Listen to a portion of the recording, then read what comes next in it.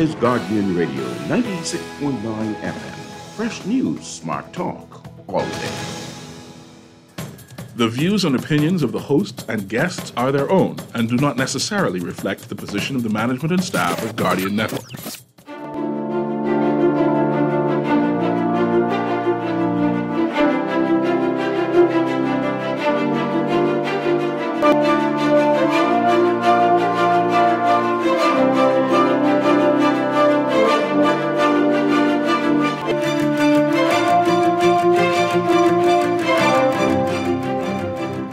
Hello and welcome in with me, Dr. Denotha Archer. I'm back, everybody, after quite a hiatus. Of course, you guys have known I was on maternity leave, so I spent most of my co-parents pregnant.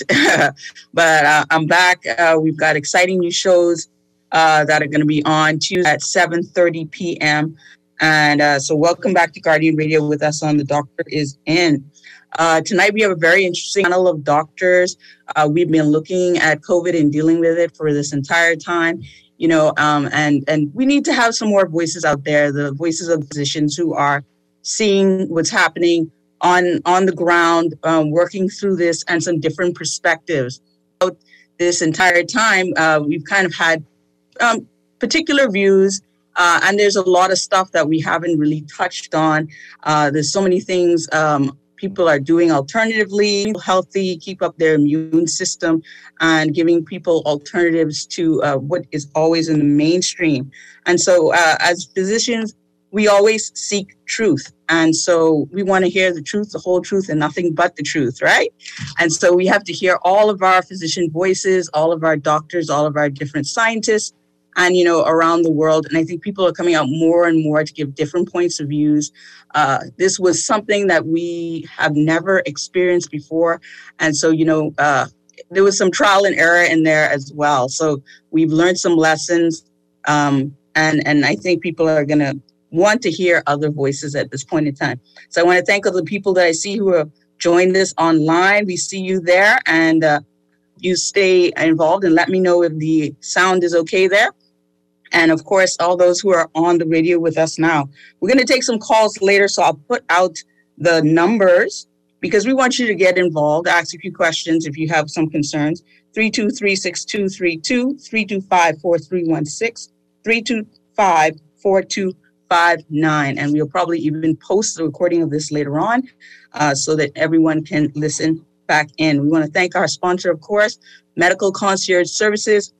Right there in Palmdale. You can see me there as well. So for all your family medicine needs, Medical Concierge Services, 326-1521, or our WhatsApp line, 429-4880.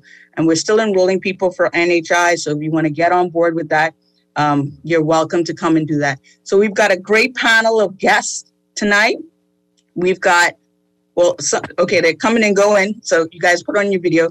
We've got at least 1, 2, 3, 4 doctors in the house.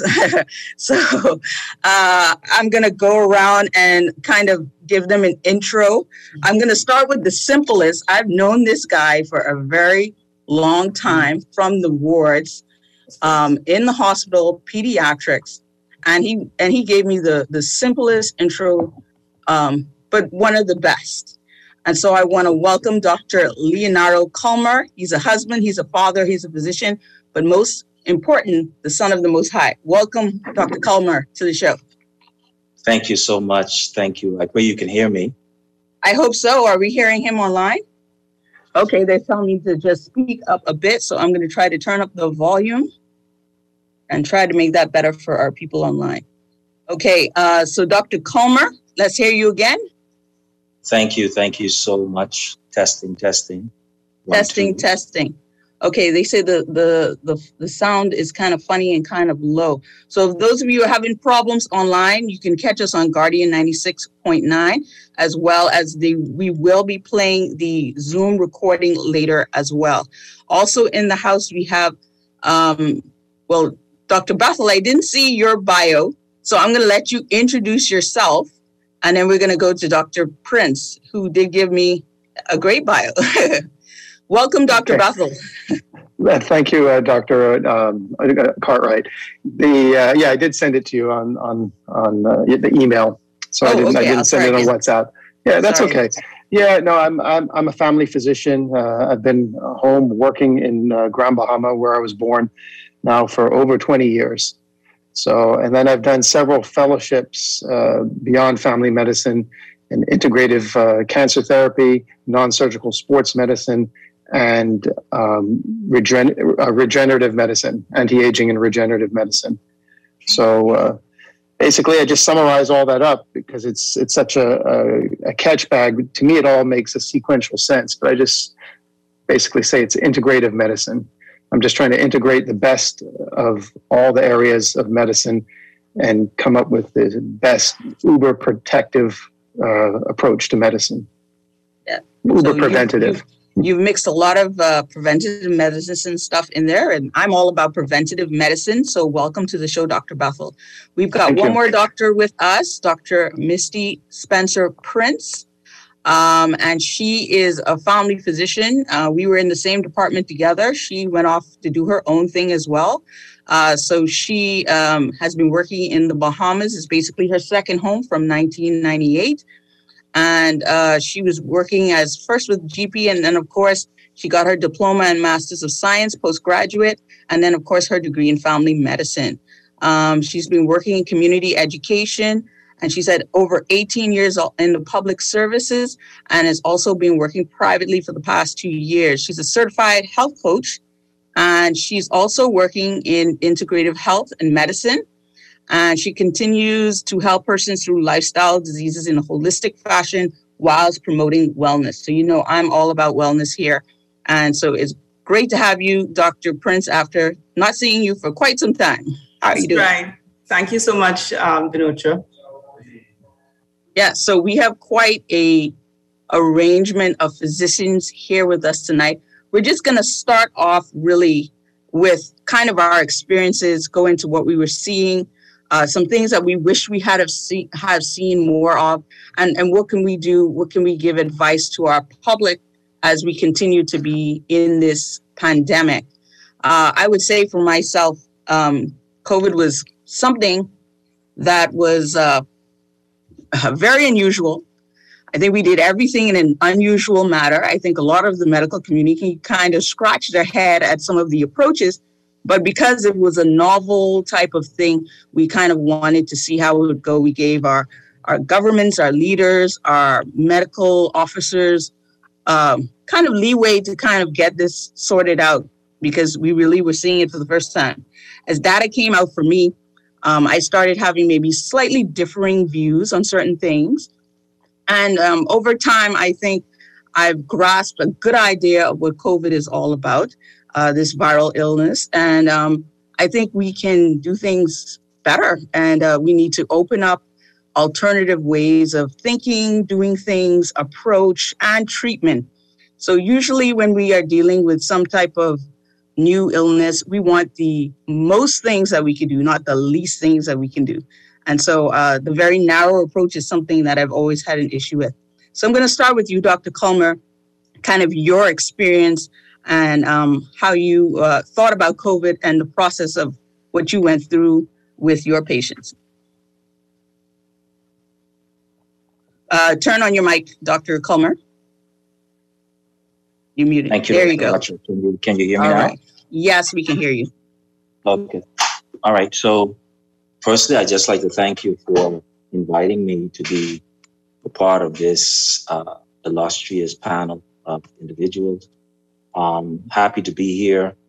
You know, very grateful to Yahweh for allowing me to be here today and to be a part of this. I'm hoping that the individuals that hear what we have to say are blessed by it. And it does help to clarify some questions that they have and bring some steady direction to the people. I'm presently in Eleuthera and I get the opportunity to serve the great nation of Eleuthera, Spanish Wells, Harbor Island, from the north all the way up to the south. Or you're getting likes online for that a little being in Eleuthera. I mean, they're loving it.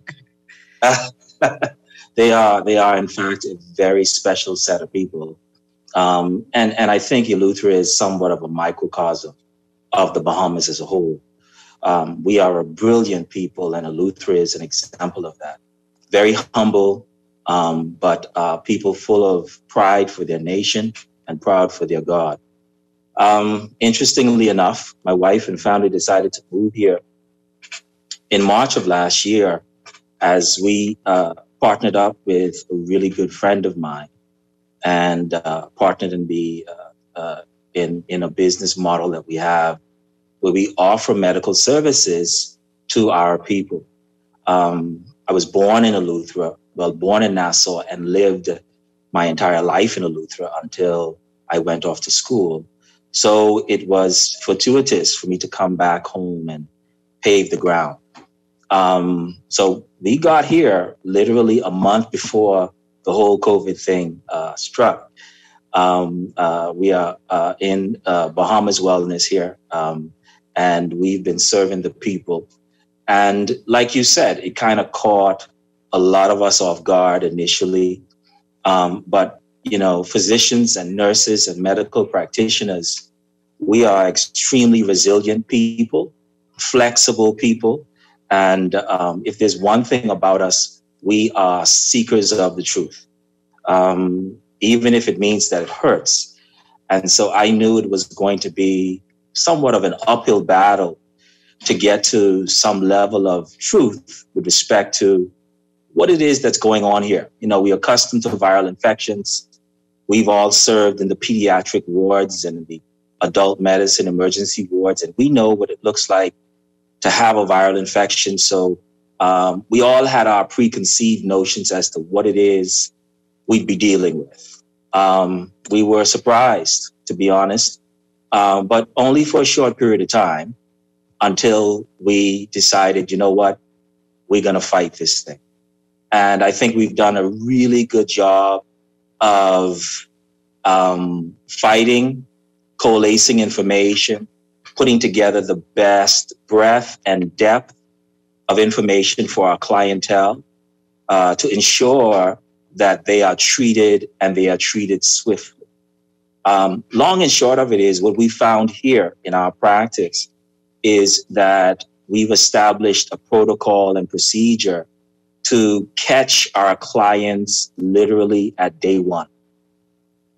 So any signs or symptoms that they have, we literally expect that they contact us. And we have emergency numbers literally just for the COVID.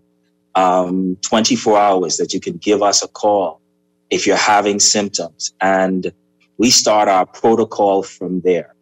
And we've had some tremendous results. Obviously, there were some unfortunate cases that kind of went beyond our ability to save. But, you know, generally speaking, we've had some tremendous results.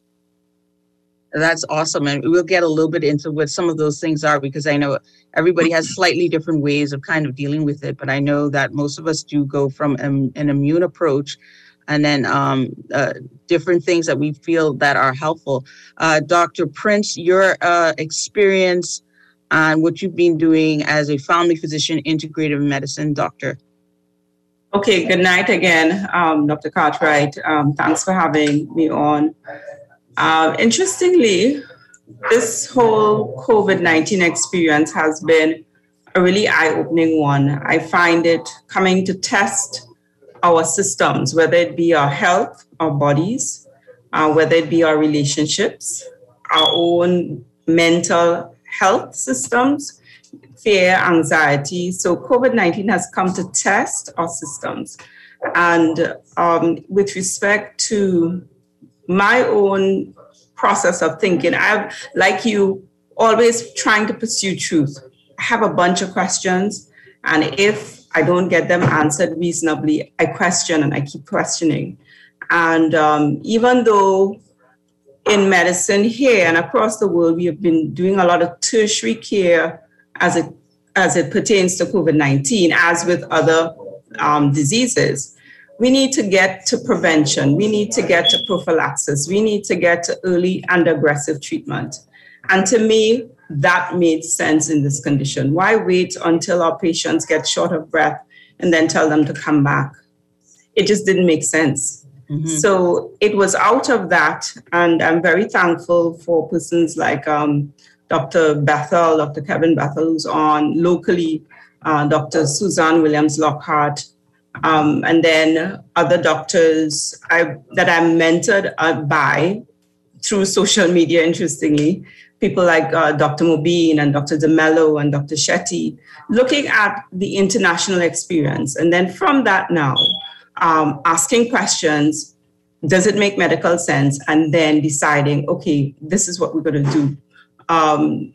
Because patients know of me, they will say, oh, doc, I'm COVID positive. What do I do? And so that's how things got started. So through telemedicine, largely, that's how I treat my clients. And I am very, very thankful and grateful to God, because at the end of the day, we can prescribe all the medicines on the planet, all the supplements, all the techniques. And if God doesn't allow the body to knit it together, then we fall flat on our faces.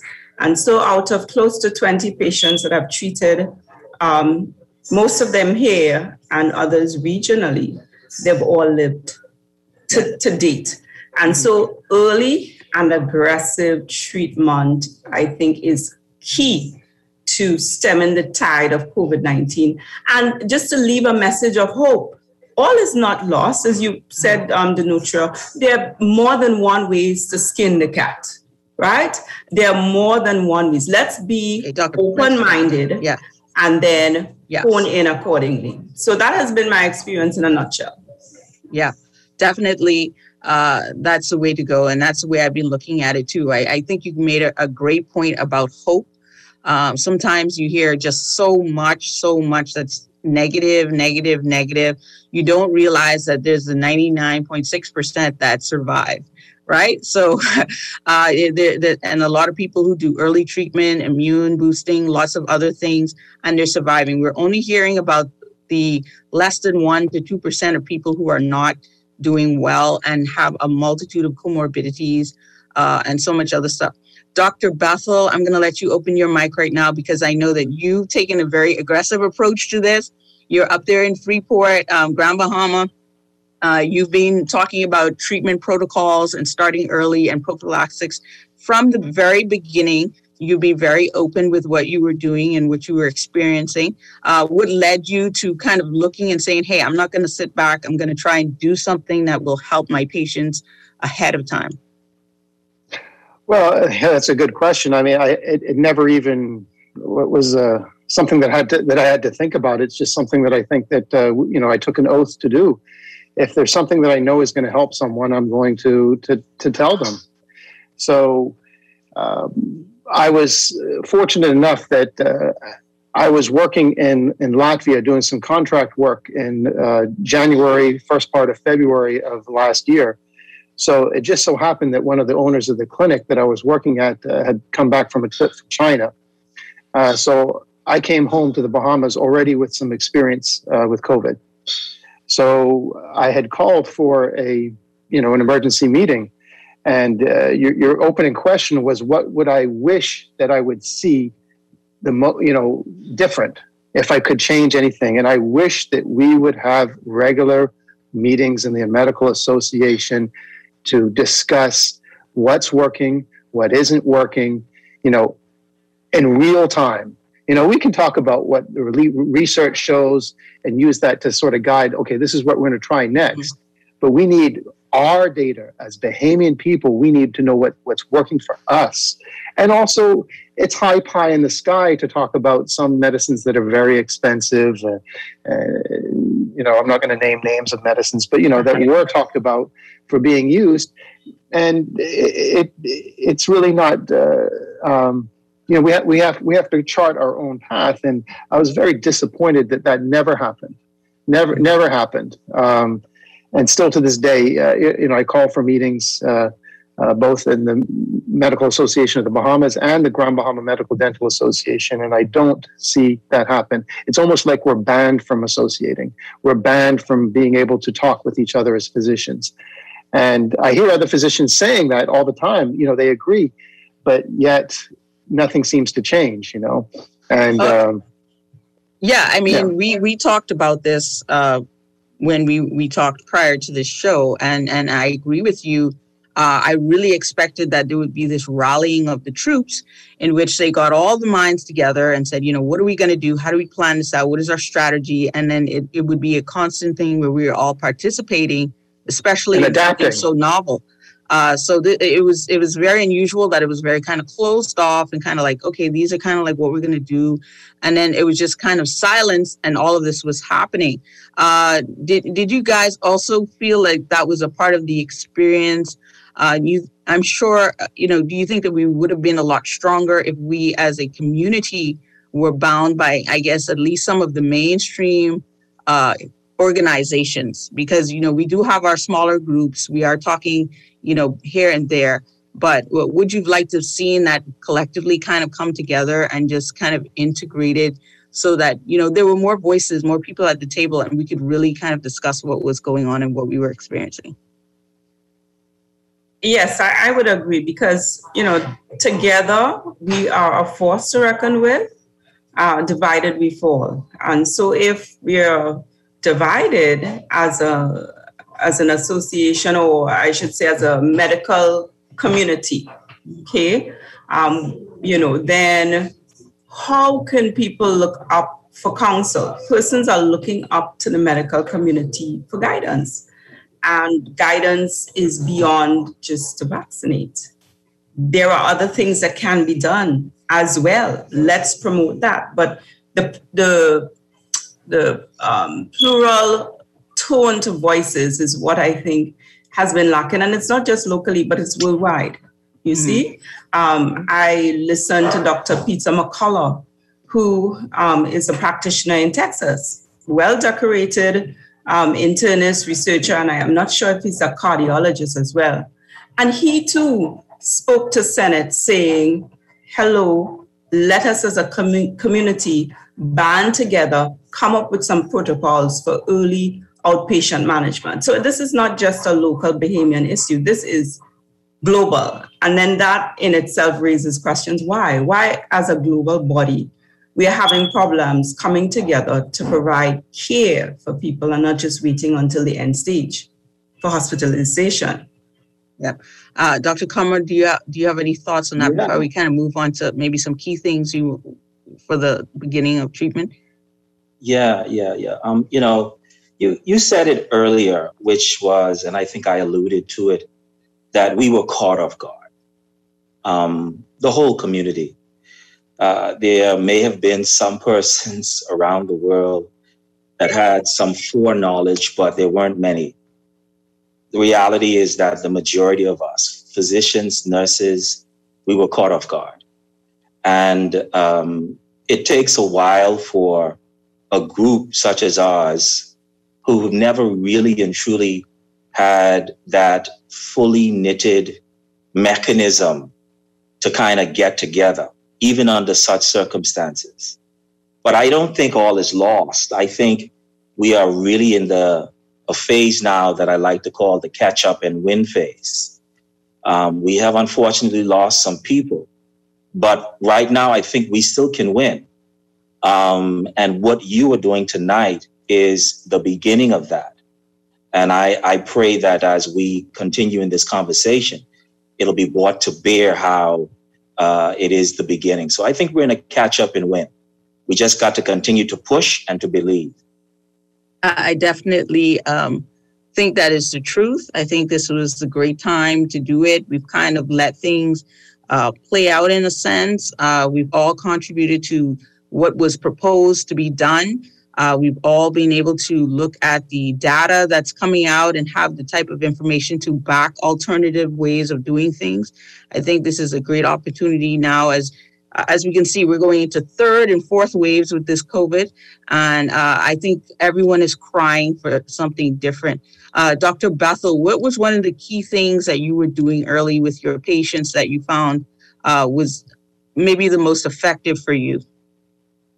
Well, very early. See, like Dr. Comer was saying, I was a big advocate not only for treatment, but using treatment as a way to, in contact tracing. I mean, don't just treat the person that's actually sick with COVID. Recognize that there's an incubation period And while the other people in the household may not yet have symptoms, give them a week. It's going to happen, right? So let's treat them now. So one of the things I did right from the beginning was recognize that we have to use a treatment strategy of disease control. And that treatment has changed, but there are some cores that have not changed. Vitamin D has been a core because it keeps people from, the main thing that it's doing with COVID is keeping people from entering into that third phase. When they go through the incubation phase, then they go through the acute phase, which is about 1 week. And sometimes people feel like they're getting better after that acute phase. And then that 1 week later, it comes back. And that's when they go into cytokine storm, immune dysregulation. There's different words for it, but that's what's happening. Their immune system goes haywire. They start getting little micro blood clots forming in all the different organs of their body, particularly in the lungs, as well as the mucus in the lungs. And they crash, just to put it quite simple. And we're seeing that definitely now with this variant that is circulating now. So one of the things I did was make sure that I do the contact tracing, find out how many people are in the household, including employees that would have come into the household, because when we're in our house, where our defenses are down, we're not wearing our masks, we're sitting at the dinner table, having long conversations, et cetera, et cetera. So that's where it's going to spread. So less so than at work, although certainly it can spread anywhere. But, but I did that for, the other thing I did too is I contacted individual businesses, not just in Grand Bahama, but wherever they would listen, church groups also. And I said, okay, this is what we can do for people. We're going to put you on a preventative protocol, which is quite simple: vitamin D, zinc, and quercetin. All right. So quercetin is a molecule that has similar properties to the hydroxychloroquine, which is prescription. So I was kind of reserving those prescription things for people that are actually sick, but there's things that they could do right away to help prevent them from getting as sick or even catching it at all. And that strategy really was working, because as I treated many families, I began to notice that the sentinel case in the family was the only case. It didn't spread.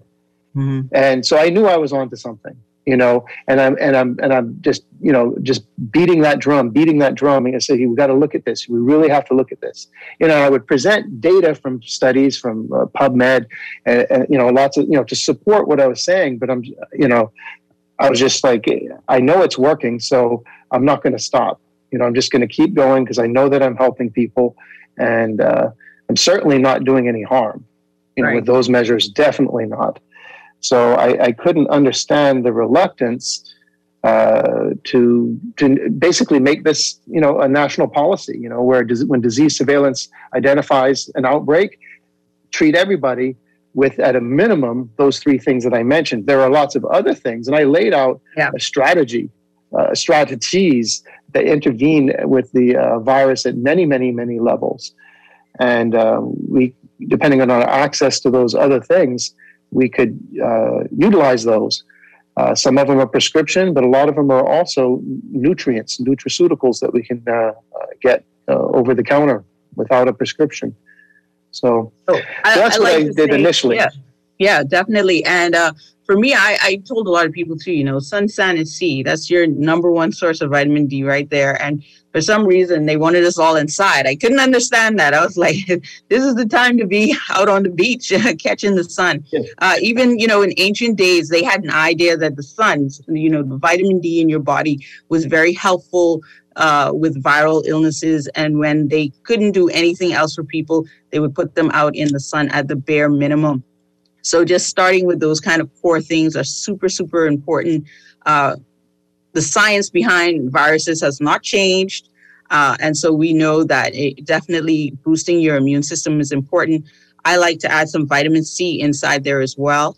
And quite a few protocols in the US, in the hospitals, they were actually using the IV vitamin C in their protocols, which is something I recommended early. And two, I don't know, it just kind of went over, but waiting for people to get very, very sick and then having to treat them in hospital, and knowing that the ventilators, once you're on a ventilator, 78, 80% chance of not making it. So just prevention. Dr. Prince, what was kind of your go-to that you feel like was helpful in you helping your patients kind of get through this? Well, interestingly, Dr. Bethel, I wanted to add to what you were saying. So in addition, for me, the same kind of thing, the zinc, 25 to 50 milligrams once a day, especially if they're hypertensive, they're older, and they're on an antihypertensive medicine like an ACE inhibitor of that class, or so they need extra zinc. So that was a biggie. And zinc's twin, I call him, quercetin, 500 milligrams twice a day, again, as Doc said, over the counter. And then, of course, vitamin D3. I'm a huge fan now of vitamin D3.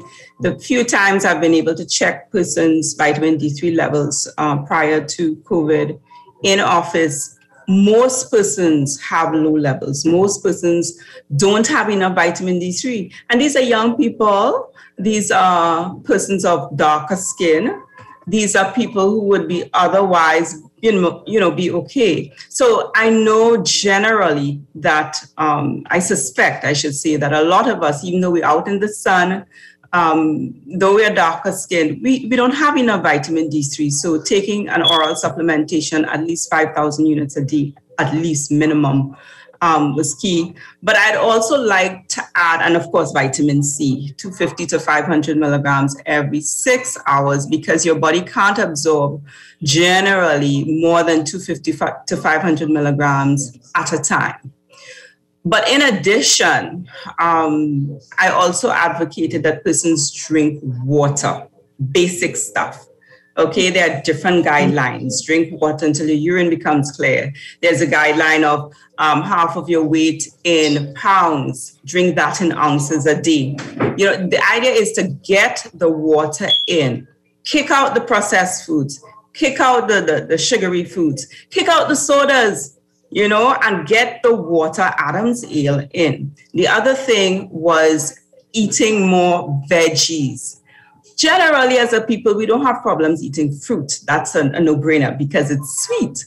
But vegetables in particular, the dark green leafy veggies, the spinach and the kale, the spring mix, unless you're on certain medications outside of that, eat your veggies. You don't like to eat it? Okay, put it in a smoothie. Let's get practical, right? Let's get your veggie intake in. These vegetables are high in phytonutrients and so forth, which we need to fight off disease, right? They're high in glutathione, the energy maker for our cells. So let's get more of that in. The other thing was sleep. That was a big thing for me guiding my patients. You need to get at least 7 hours sleep. If you're looking at blue zone areas, places in the world where people live really long, in common, all of those people generally slept for at least 7 hours. And the sleep that you get before midnight is doubly restorative and reparative than the sleep that you get after midnight. So try and get your downtime starting before midnight. 10:30, latest generally as a pattern. All right. Those are the kind of big things. And of course, exercise. Get out there, walk. In lockdown time, just stand in front of your house. If you have to march, do your deep breathing, practice all these things. Don't wait until you get sick with COVID and then trying to scramble. If we would all, and these are easy, no-brainer practices, minimal money that is required that can make us healthier. So if COVID should come on our doorsteps, we're able to fight more aggressively and win up front. So those are some of the basic techniques and guidelines that I gave my clients. Yeah. So obesity, very big, as we know, as one of the risk factors for COVID and getting critical COVID. So that is definitely it. That all around healthy lifestyle to get around the vitamin C. That's why I give it IV as well as glutathione IV. So I do that IV, a way to kind of get around, the absorption issues that some people might have.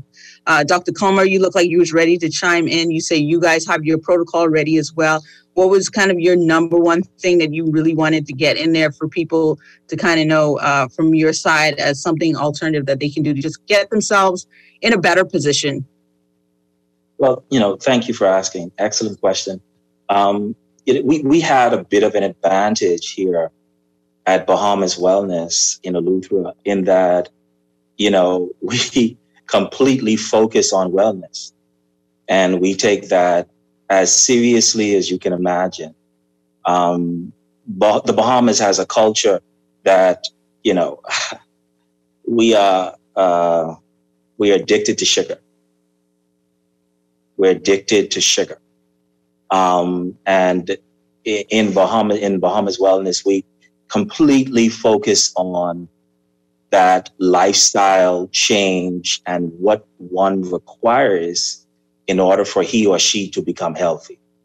Of course, the protocols that you guys went over, we did and do still all of that with some additions.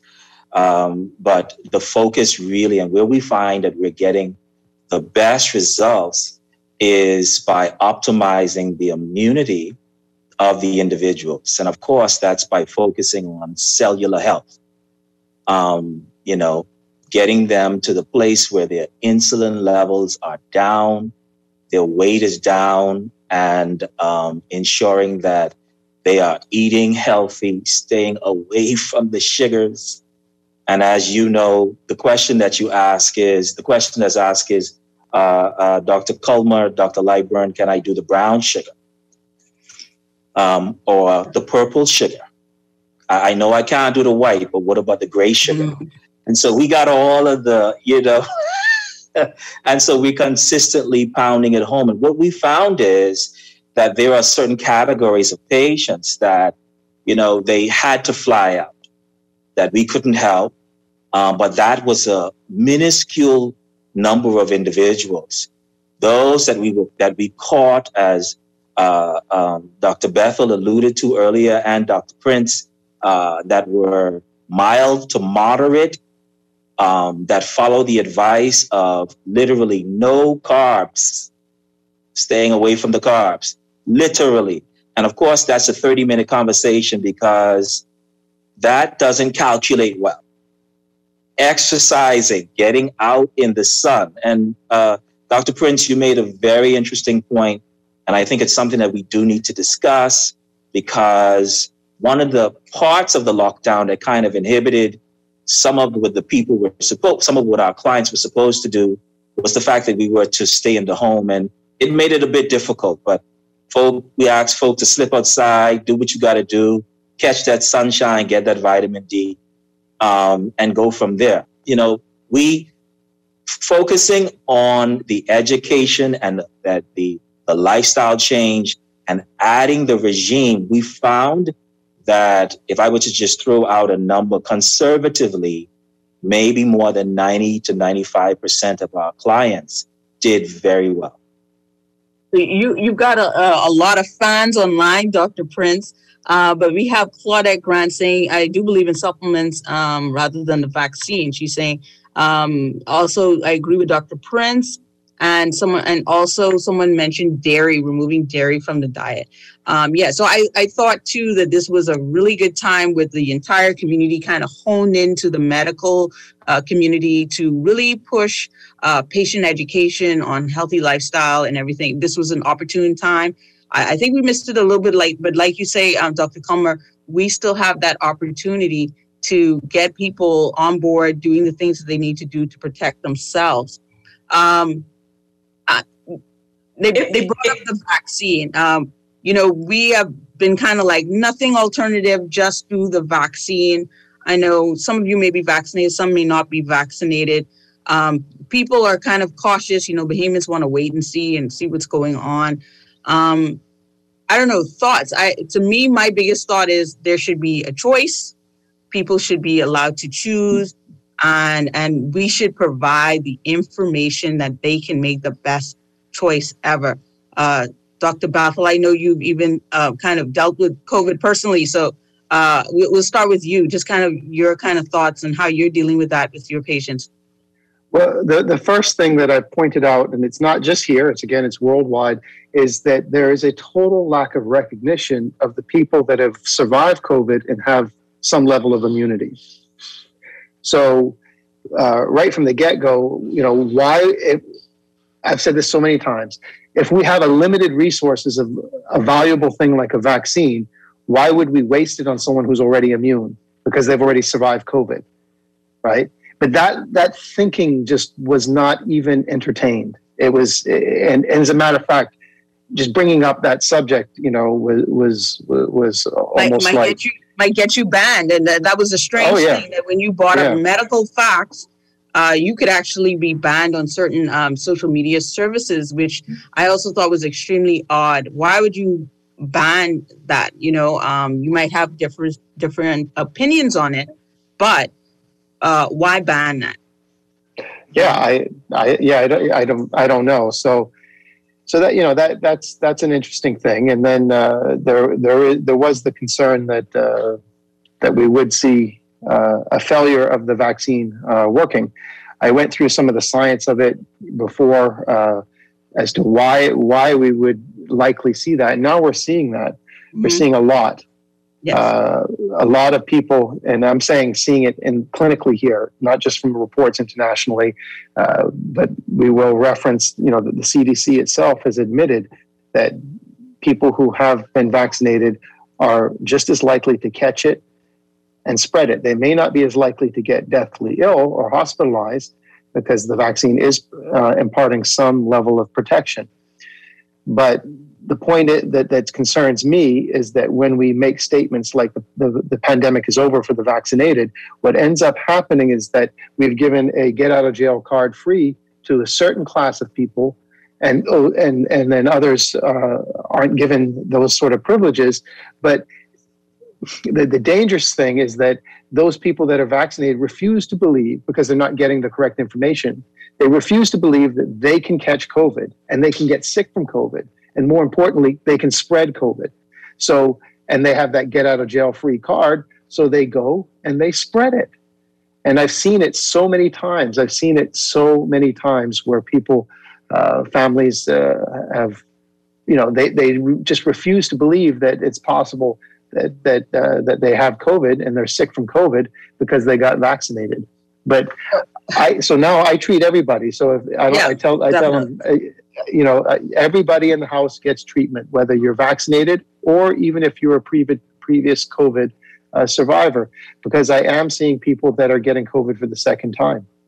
Yeah, so definitely, I agree with you. And it's quite clear now, the studies are showing it, people with the vaccine are getting COVID. I don't know if you guys have looked at the studies that are coming out of Israel about Pfizer, and the efficacy basically dropping from what they said was 90-something% to 64%.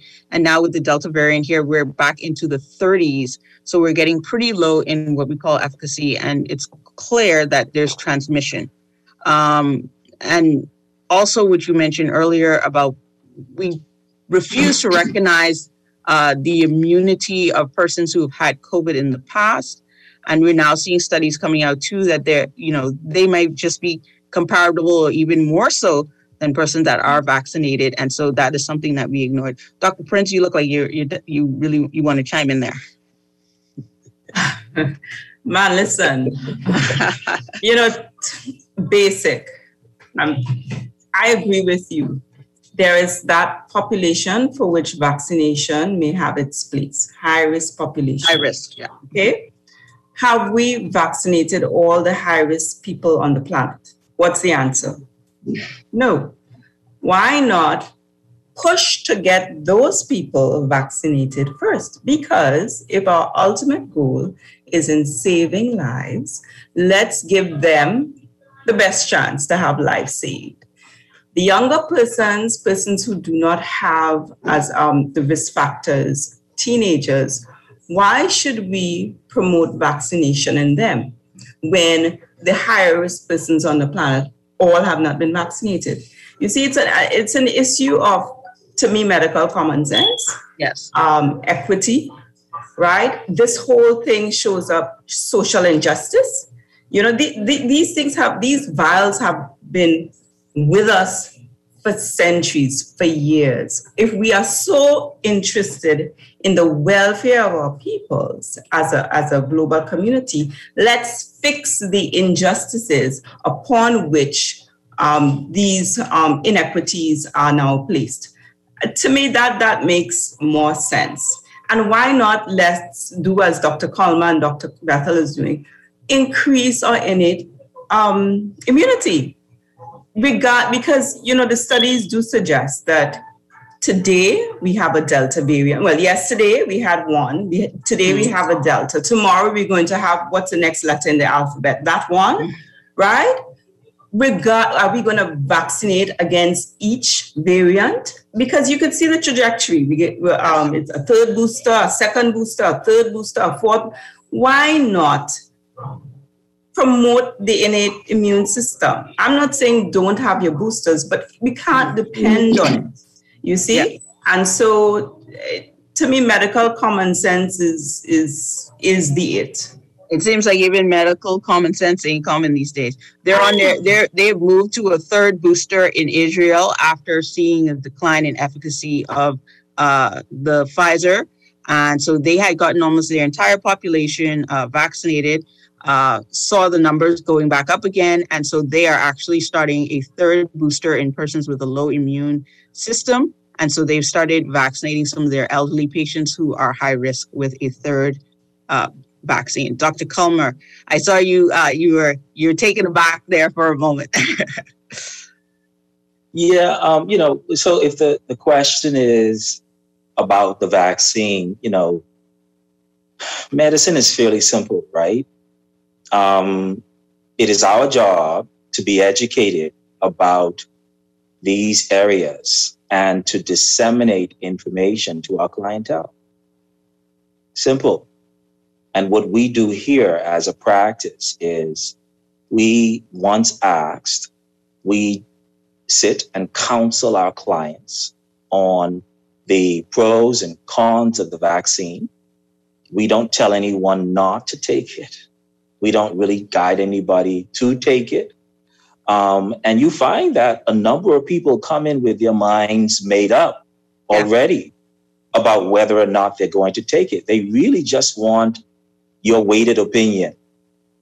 As a matter of fact, I did a personal friend of mine and my wife's Zoomed us about 2 nights ago, I think, for about an hour and a half, just talking about the different vaccines. And we just gave them the straightforward information. And really and truly, that's what you do. The concern that I have is what everyone else has already said. So I don't want to prolong it, but I think it needs to be crystallized that we have been presented with a problem, global, and we are presented with a solution, irrespective of who presented the solution. But there appears to be a deficit from the perspective of identifying that you do, in fact, have a really robust immune system. And the immune system itself, whether you get vaccinated or not, the immune system itself still needs to be harnessed to its most robust that it can be, whether you are vaccinated or not. Dr. Bethel has given examples. I have a number of examples of it. I've just seen a couple of videos on some numbers coming out of Illinois with respect to persons that have been vaccinated. And of course, we can go into the epidemiology of, because it's broad strokes what they put on the news. We never know the smaller details. Mm-hmm. But the fact is, if you have the vaccine, you still need to ensure that your immune system is strong. If you've been informed, consented, and you decided not to have it, we still need to teach you. Let's build up this immune system. One of my concerns is that there's a bit of vaccine confidence that's misplaced. That vaccine confidence is a bit misplaced, particularly because we are using the platforms that we have not to push building immunity. whether that includes vaccines, because it's a choice, or not, the basis of what we're doing is, as physicians, we are going to teach you how to build your immunity. And in your case, Mrs. Jones, that means you decided to take the vaccine, but you're going to build your immunity and take the vaccine. Mr. Johnson has said, no, he's not going to do it. We're going to give him all the information, show him the sites as much as we can, but we're still going to help him build his immunity. I don't think that that's complex. I think that's fairly simple. And I think that we owe it to our patients to do what we pledge to do, which is take care of them to the best of our ability. I think you said it really well, Dr. Culmer, and I totally agree.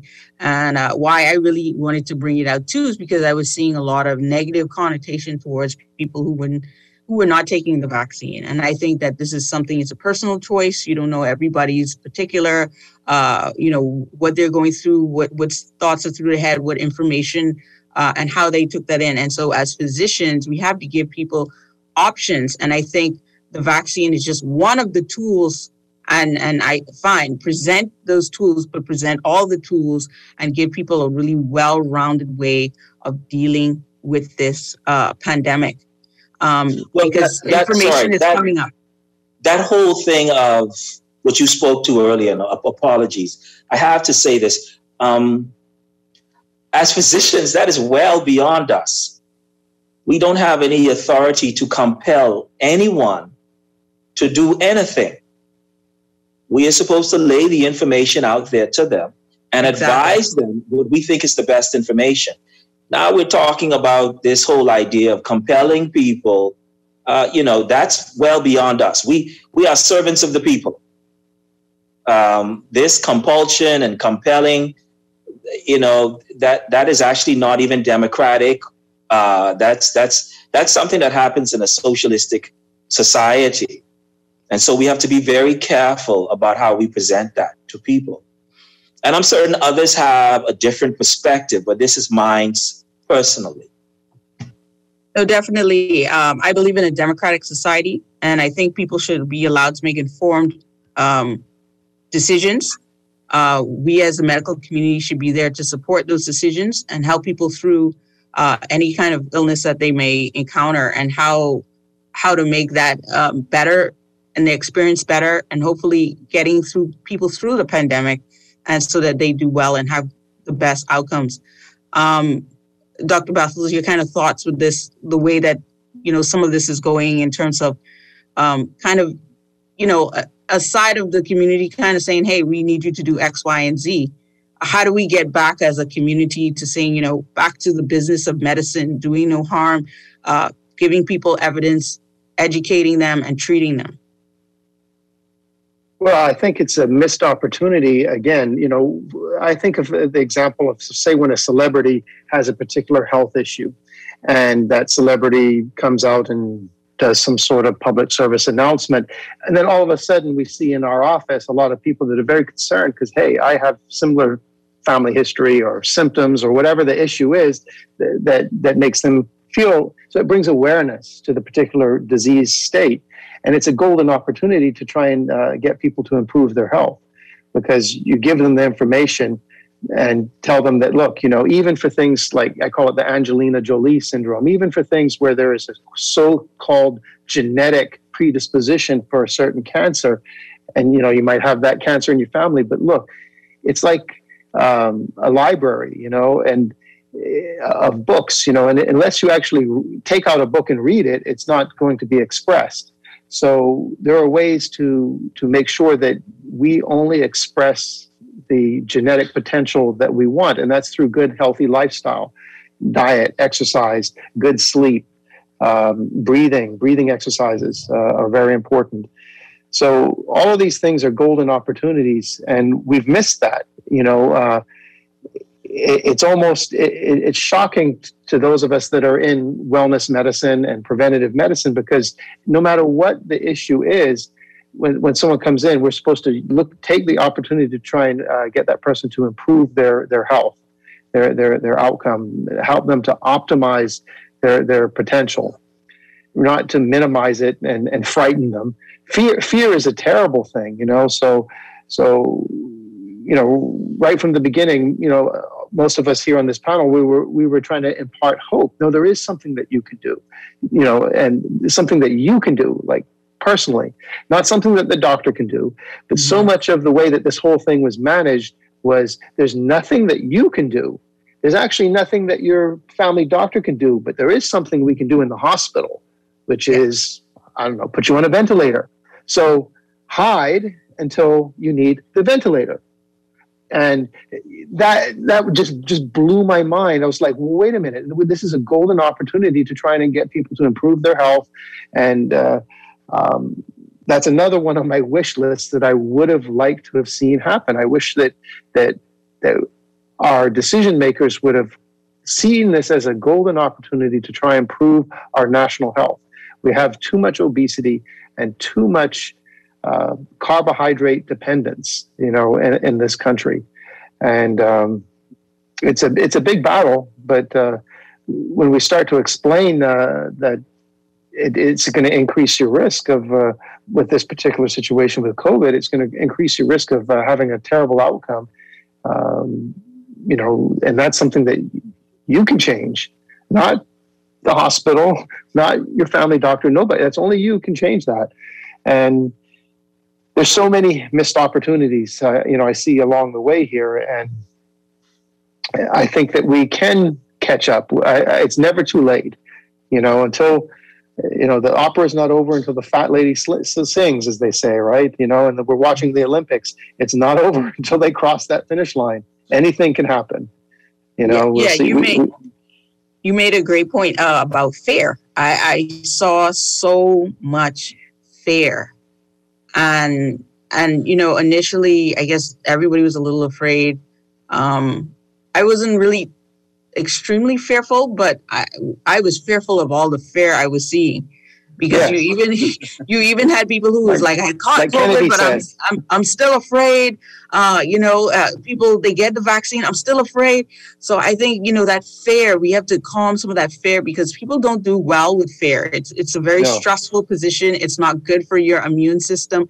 And so I think as clear heads, as physicians and scientists, most times we've done the work already. And so when we come to the community, we can kind of dispel their fears. This time we saw where the fear was being brought to people, almost kind of like you couldn't hide from it.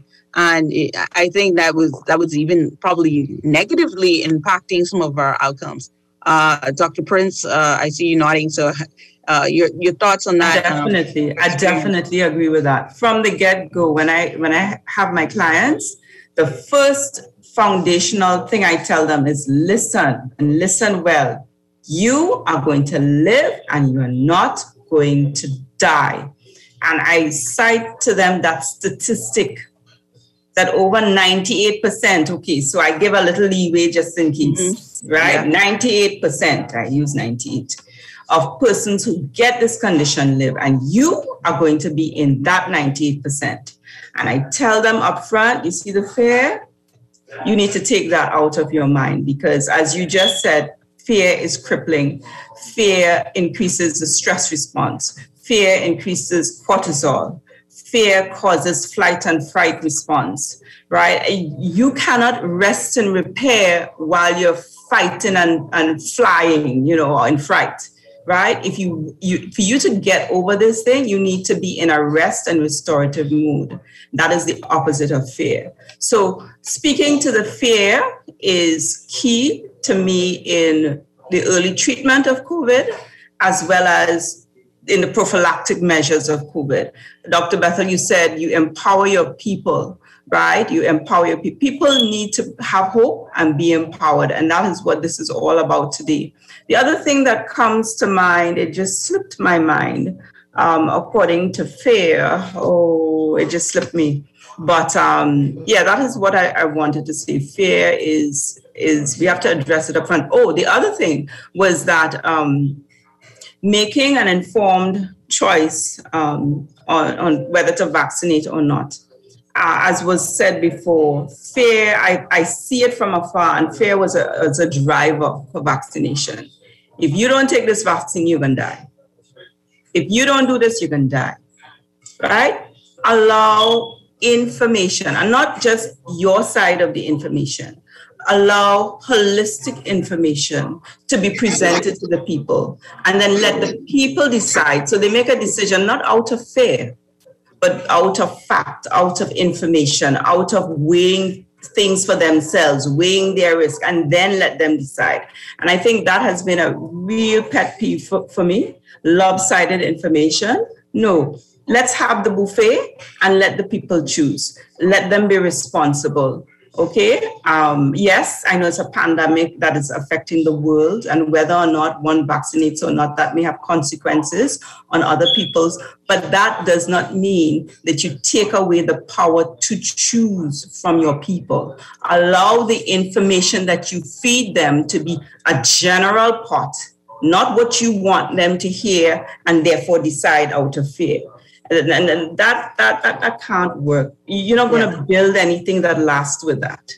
And as you know, because we're both family physicians, and we do a patient-centered approach where we really try to provide our patients with the information to be involved in their health, to be actively motivated to participate rather than being dictated to. So that's already a part of our training and the way that I look at it. And I think I took this into the way that I looked at this pandemic as well. You know, how do we get that information out there? How do we remove those elements of fear so that people can make level-headed decisions? I see a hand up, Dr. Bethel. You look like you want to jump in. Just really quick, because there's an aspect of fear and the adrenaline response that is overlooked. We always talk about the fight or flight, but equal to that, there's the submit and obey reflex.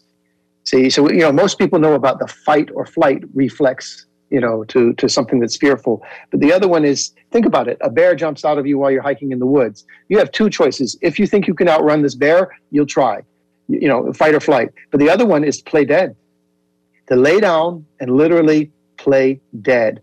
And I think, this is my opinion, but the fear that's being propagated by our leaders, by our news media and stuff in general, is for the purpose of submit and obey. It is literally that. And people don't realize that, but that is a reflex, just as powerful, because guess what? Even if you try to outrun that bear that's chasing you down the path and you're hiking, you realize at some point that you're exhausted. You're not going to outrun this bear. Again, you submit and you obey. And you just ball up into a ball and just play dead and hope that the bear, takes a bite out of you and decides that you don't taste good. So, and this is a reflex. We do not even make that conscious decision. And I don't think that people are making the conscious decision they're being manipulated to submit and obey. Fear is being used not to fight or flight. They don't want that response, because people would be in the streets demanding that change from what's been happening now for 18 months. And that's happening in other parts of the world. People are getting to that point. But it's been purposely orchestrated to elicit the submit and obey reflex. Yeah. Which is a medical thing. What we need is people thinking about their health and doing what's right for them. Right. Any final comments on this particular segment before Dr. Coleman, before I kind of open the lines and see if anyone wants to join in with us? Yeah, fear is an interesting topic, but the scripture says, I will fear no evil. And it's something that, let me finish that, because I know there's some people who don't remember the rest of it. He says, because thou art with me, thy rod and thy staff, it comforts me. You prepare the table before me in the presence of my enemies. You anoint my head with oil and my cup runneth over. Surely goodness and mercy shall follow me all the days of my life, and I shall dwell in the house of Yahweh forever.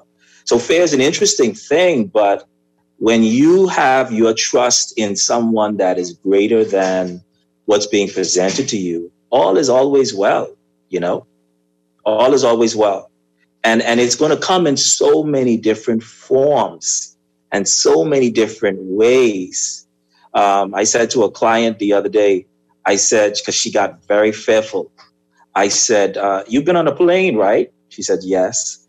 I said, who on the plane, if they respond fearfully, is going to make you fearful?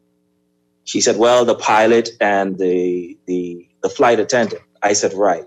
I said, you should depend on the people like the physician and the nurse to be your pilot, to be your flight attendant. And I think it's important for us to take control of the narrative like we're doing tonight and promote fearlessness.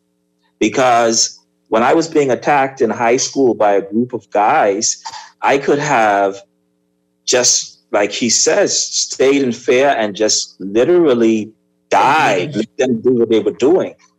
But I decided to fight back. So that's what we're doing today. It's that or die for our community. And we're not going to sit here and die. We're going to do what is the right thing to do to protect ourselves, to protect our clients, to protect our loved ones, and have the eye of the tiger while we're doing it. Very awesome. 323-6232, 325-4316, 325-4259, if anyone wants to join in. Someone says, Vanessa Colby, what you doctors are sharing here should be coming from the public health. They have dropped the ball. Facts, Dr. Calmer. Immune system needs to be boosted even if you take the vaccine. So people are definitely agreeing and watching. And yes, I think what people miss is even in medicine, there is a spiritual aspect to healing. It's a part of the holistic approach, whether you're Christian or whatever it is, having a faith that something will get you through or that you will make it through something does improve your chances. As we see with cancer patients, they tend to do well if they have something else to hold on to guide them through or make them feel like they are going to do well.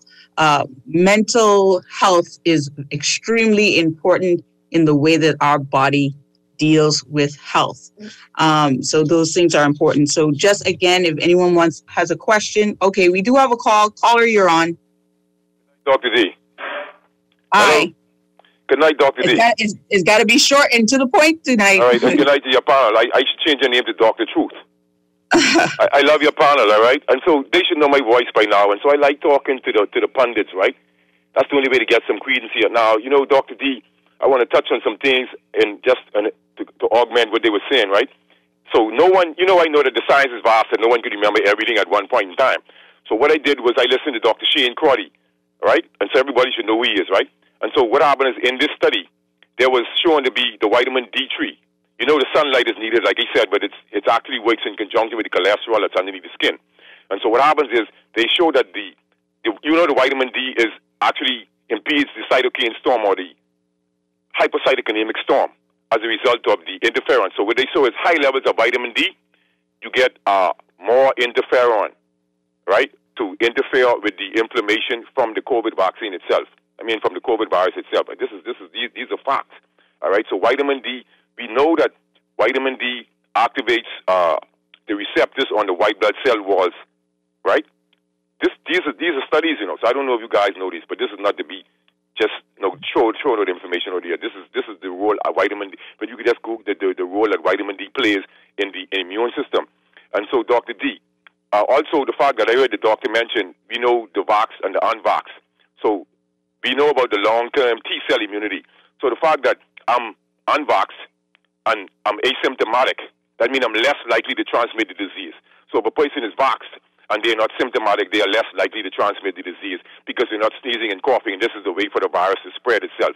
These are the things that I know. You agree or not, this is what it is. And so the information, the science at best, is the narratives are being changed. I saw where 3 people in New York had to carry the hospital to court in order to get the doctor to treat them with ivermectin. There's the gentleman almost on his death, dying, start taking the ivermectin, which was the treatment, regain recovery, and then so people did it subsequently where they had to use the court for them to be prescribed ivermectin, and also fluvoxamine, and they have other, like hydroxychloroquine, they have other treatments that work, right? That they know work, but because they're censoring the information and the narrative and controlling the doctors, them here we have this problem. You know, they're not talking about antiviral herbs also.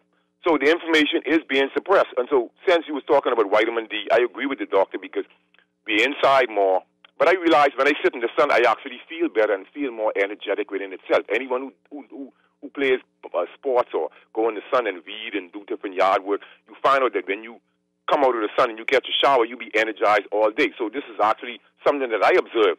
And so the fact that I have proven that mask wearing is effective with the fact that my little daughter attended preschool and she did not contract any flu or any cough during this time with the mask wearing. I was surprised because even before the pandemic, every few weeks she would come down with a cough or something from some other children.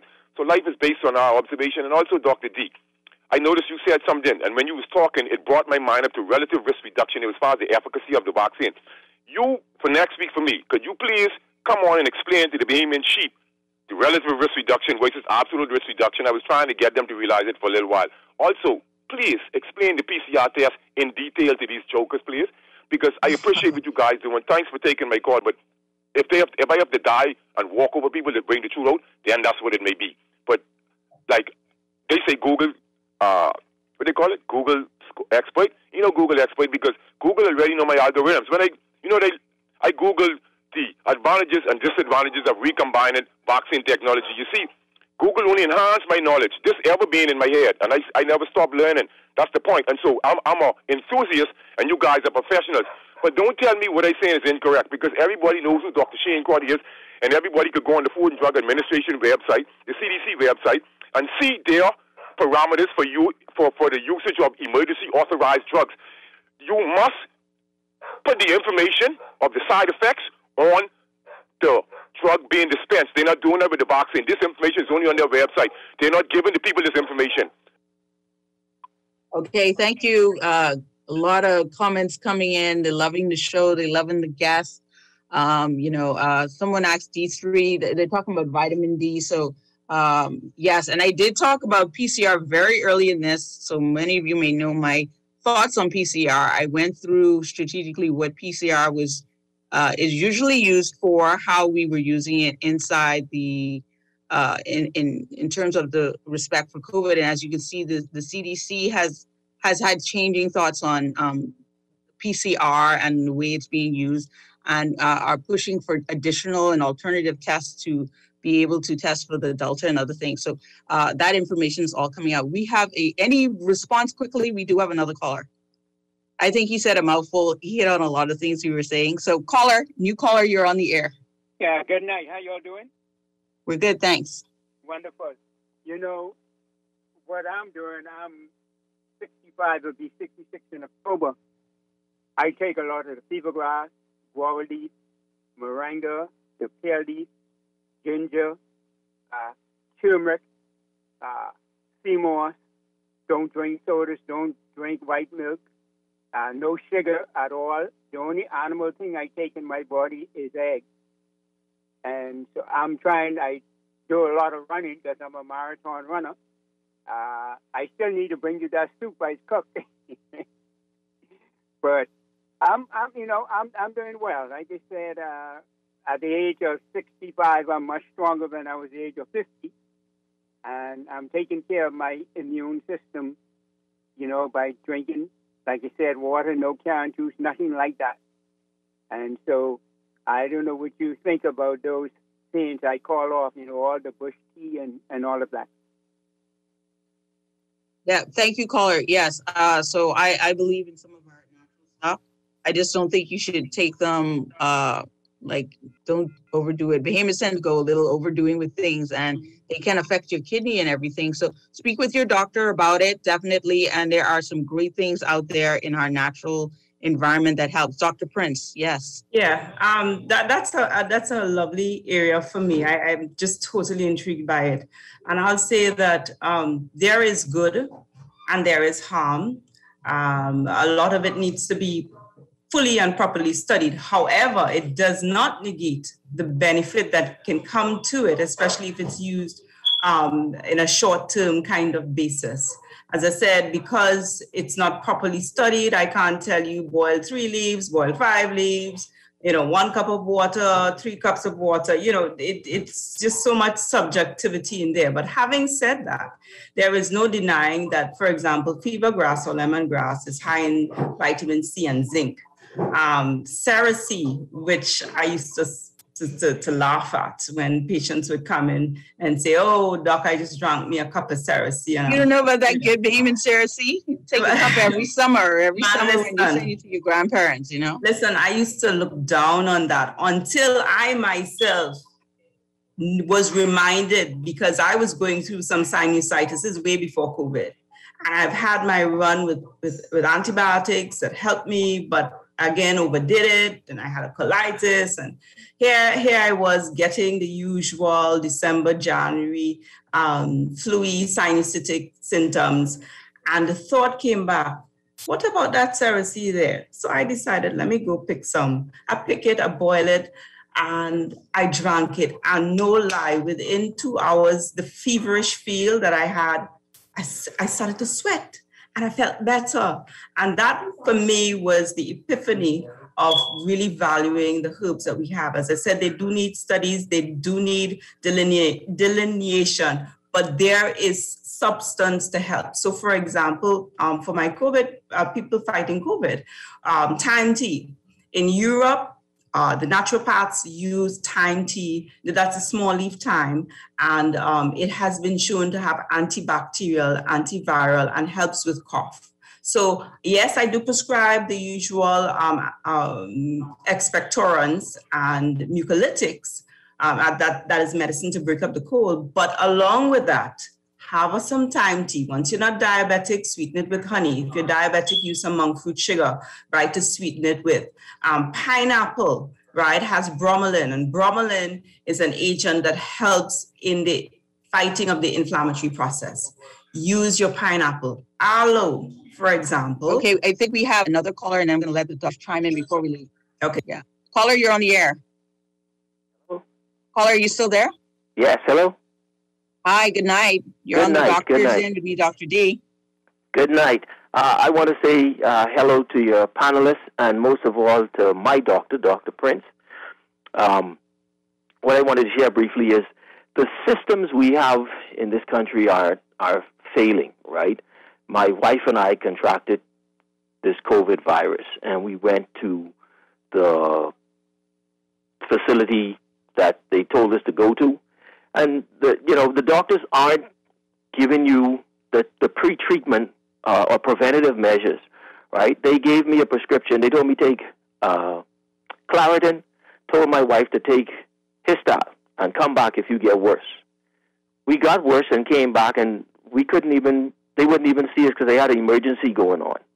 And this is when I was referred by a friend to Dr. Prince. And I want to tell you that Dr. Prince saved our lives. Everything, she started treating us aggressively for this virus, and everything that she's been talking about tonight, she has done with us. And every little inch that she explained was going to happen and we were going to experience, my wife and I experienced it in the same way as we got better. So I'm telling you, I don't know why, like Dr. Bethel say, that they're not coming together to discuss alternative ways to treat this virus. But it's a shame what's happening. And wait until people get almost on their deathbed. It's too late. It's too late. And I really appreciate the doctors that she was liaison with, and the information that she gave, and she put us on that ivermectin, and that was huge in along with the different treatment. Even going outside in the sun, she had a regimen for us, and we're the survivors of those 20 patients that she's talking about. So people that are listening, I want you guys to really pay attention to what these doctors are saying. The information they have is a wealth of knowledge, and it works. So thank you so very much. Thank you very much, caller, for coming and telling. And people don't know, too, because I also do a post-COVID and post-vaccine regimen as well, because I find a lot of people having long hauler syndrome and kind of, these long systems of inflammation post, and it's really good if they come in and they get treated afterwards. So I do kind of also focus on that as well. I've had really good results with that. 89-year-old patients and older who are, bouncing back. Their family thought, hey, then this is the end. So that's where the hope comes in. I look them in the eye and I tell them, look, your mom, your dad is going to be okay at the end of this, and we can deal with this. I told you guys that the time goes quickly and we're almost done. Dr. Bethel, sum up for us what you want people to take from this and to understand from this conversation. This is an opening conversation. We want our doctors to feel good about what they're doing and work hard for their patients. What do you want people to really get out of this at the end of the day? Well, what I would really like to see is I'd like to see people speak up for themselves and ask for ivermectin and other medicines. There's a whole bunch of medicines that I didn't even touch on that can be very useful, but ivermectin is widely available. There was a meta-analysis that was sponsored by the World Health Organization, Tess Lawrie. So when she first came out with the results, she was attacked. And you would almost think this Tess Lawrie was a quack, the way that she was attacked. And she's not a quack. She's the head of the Cochrane Institute in the UK, and was put in charge of doing this meta-analysis. And they determined that 62% reduction in mortality just from using ivermectin. All right. Now you say, okay, well, that's for people that are already sick and in the hospital. But we're kind of talking here about trying to not end up getting to that point. So what about there? It was similar. 86% reduction in if you catch them before they're that stage in the hospital. 86% reduction in progression of disease in any fashion. All right. And they measured it and they looked at it and looking at all the risk factors and co-founding factors and stuff like that. There's another very interesting, huge study done in Mexico. They had 77,000 people that they treated with ivermectin compared to 158,000 that didn't get ivermectin. And it was just amazing, the results that they had. And the way that they did it is they have this national testing program where they have these mobile units and they just go and they test people. And anybody that tested positive, they got ivermectin. So you say, where did the comparison go? Well, they had this testing unit going way before they decided that on a national level that they were going to use ivermectin. So that's why the numbers are bigger for the non-treated. They had 150,000 people that they had been tested positive, and they had the data on what happened to those people, and then they initiated everyone who tests positive gets ivermectin. And it was amazing. They found similar results, 76% reduction in progression of illness. So Ramona Comer online says, it's so great to hear doctors talk about the facts without political agenda. Dr. Prince, in 1 minute, summarize what you want people to take from this tonight and what we kind of discussed together. Okay, so in 1 minute, hope, be empowered, search for the information, require truth from your leaders, do not settle for anything less. Take charge of your health. It is in your hand, not in mine. I have enough to deal with. You have to deal with your health. Make the changes that you've heard of.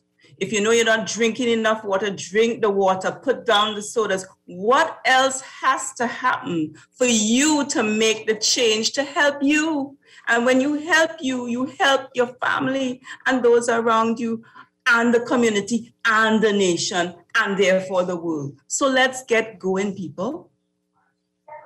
Dr. Comer, I know it's been a little bit. I know you've got a lot to say. You wrap up.